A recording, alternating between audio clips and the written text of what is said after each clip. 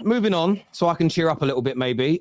Question for you. Are Chelsea in a bit of a crisis, or are they growing and getting better? What's your opinion on this football start of the season and Poch? Because a lot of them are upset. There's already Chelsea fans saying they're Poch out, and I wanted to get your take on that because I know you're a big fan of him. I told people about him, innit? Listen, that's my opinion. I just think exactly what you're getting from Chelsea now is exactly what we said beginning of the season. You get a mismatch of all different players, young, old, mixed, great talent. You bundle it all together under a new manager. It's 50-50 what you get. One game they're going to come out there, they're going to look outstanding. Another game, they're going to look poor. It's just, they've all got to gel. They've all got to get used to each other. He's got to stamp his authority on the club, which you know yourself. They did it with Potter. He can't do that in 6-7 months. He's got to have time. And if they fully believe in Pochettino, then this season's got to be a bedding in period. I know they've spent the money and the pressure's going to be on him. The fans are going to say, hold on a minute, how can it be a bedding in period when you spent 900 million? I get that. But when you actually take a step back, you can't get that many players in at one time and not expect it not to be a bedding in period. So the Chelsea fans are going to have to be patient. They've got to realise that, look, this isn't a quick fix. But the outside world isn't forgiving. The rival fans are not going to give Chelsea time after spending 900 million, and they don't deserve time. Spend 900 million. City spent 900 million. United spent 900 million. Arsenal spent 900 million. The pressure's on straight away. Got to win the league. Got to win the league. With Chelsea, it just seems to be like, oh, it is what it is. But the pressure's on there. And he didn't handle the pressure at Paris Saint-Germain, in my opinion. He didn't handle the egos at Paris Saint-Germain. I've told you what I think of him. I've told you where I think it's going to end for him. And Chelsea's Chelsea. I think 1 week they're going to look outstanding, and I think another week they're going to look shocking, as you've seen. So it's going to be a long season for them. It certainly could be. I mean, I've read a stat today. They've had 70% possession on average throughout their games.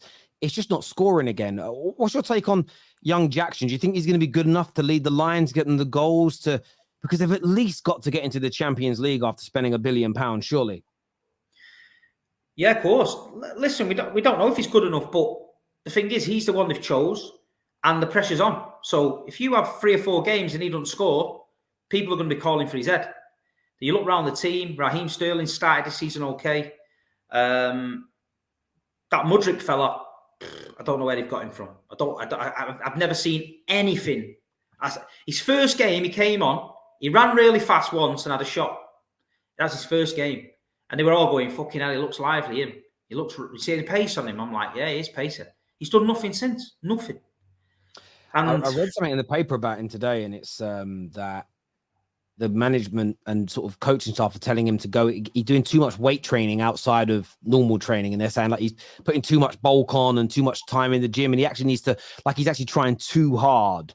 And it's kind of impacting him and damaging him, which could be the case. But something's got to give, because people call him the Ukrainian Bolt, which is making me laugh, because it's just, that's all I've seen him do so far is run.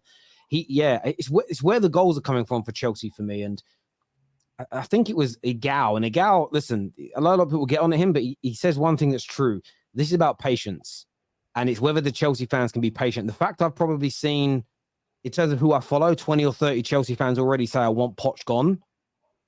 If they don't come back after this international break and start winning, that's just going to snowball. It's going to snowball. It really is going to snowball. Terry, nobody's got patience. The Arsenal fans didn't have patience for Arteta. I'm on the Big Six show telling them to keep Arteta and give him time. They're ripping me apart. Now, they're going, oh, well, yeah, it is what it is. But that's how fine football is.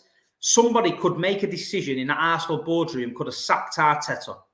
They could have started again now. It could have been in square one. They didn't. They believed in what they put down. They believed in his methods.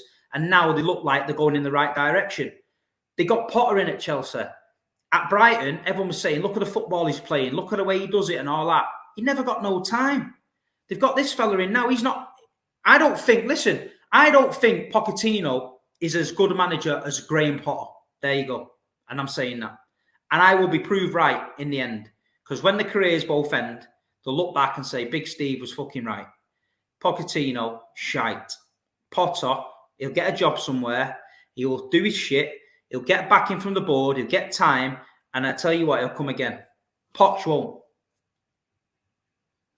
It's my opinion, mate. I fucking tell you, I've not just like the guy. Mate, it was just the timing of shite. It was comedically perfect. It really was.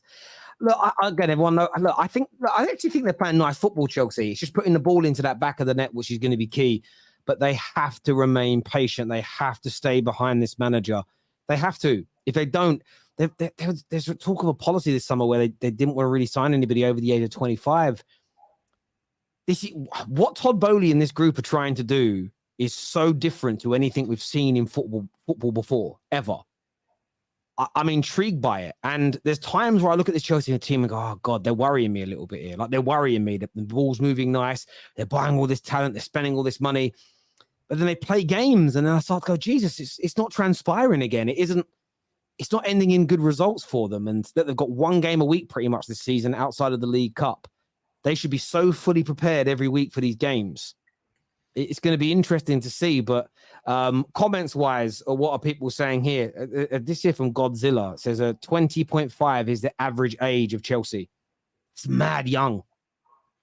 That's crazy. Well, that's right. You got to give them time. They're young.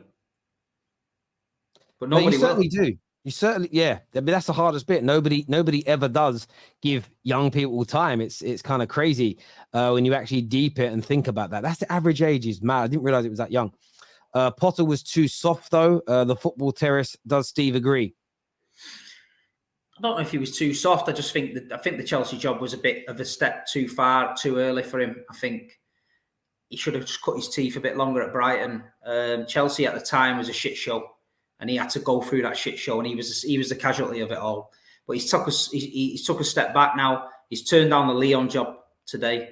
He's obviously thinks he's better than that. But I think he'll turn up somewhere, and I think someone will get a good manager. Yeah, I think there's a decent manager in him. You can't go from what he was doing at Brighton. I just think the step up from Brighton to Chelsea was too big.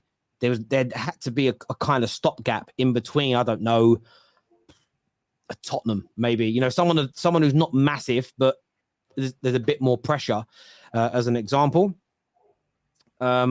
Okay, I'll go back to that one in a little bit. 1 billion and still no proper striker.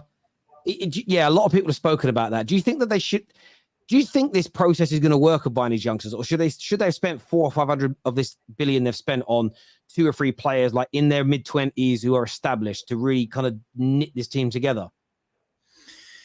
I don't know. This is the Poch thing, isn't it? He likes working with young players. He's very good at working with young players. He gets the best out of young players. So he's got exactly what he wanted. Everything he wanted, he's got. He's got no egos in there. He's not got no older heads who go, fuck off, Poch. I've worked for Pep for years. You can't tell me what to do. Or I've been with Ancelotti for 5 years and I'm not listening to you. That's what he had at Paris Saint-Germain. He had people that didn't really believe in him. They were like, fuck off, you know what I mean? But here he's got a lot of young kids. So if they believe in his methods and he gets the best out of them, he's well thought of because there's a lot of ex-Spurs players that speak highly of him, like as a man. So I believe he is a good man. I believe he's a good man-to-man character. He gets his arm around the players and all that. Fair enough. But he just don't deliver for me. Don't deliver for me. You can live off the back of a Spurs getting to a Champions League final all you want. But that's nothing in the game. When you're an elite manager, it's nothing. You know what I mean? Even Tommy Tapping Tuchel won the fucking European Cup. You know what I mean? There you go. Di Matteo won it. That's exactly what's he doing now. He's cleaning cars in Italy. So at the end of the day, it shows you how 1 minute you're on top of the world, the next minute you've got the sponge out and you're fucking wiping down Fiestas. This year says Lavitt and Caicedo are too expensive. They need to spend some of those money on good centre forwards. That could be the case.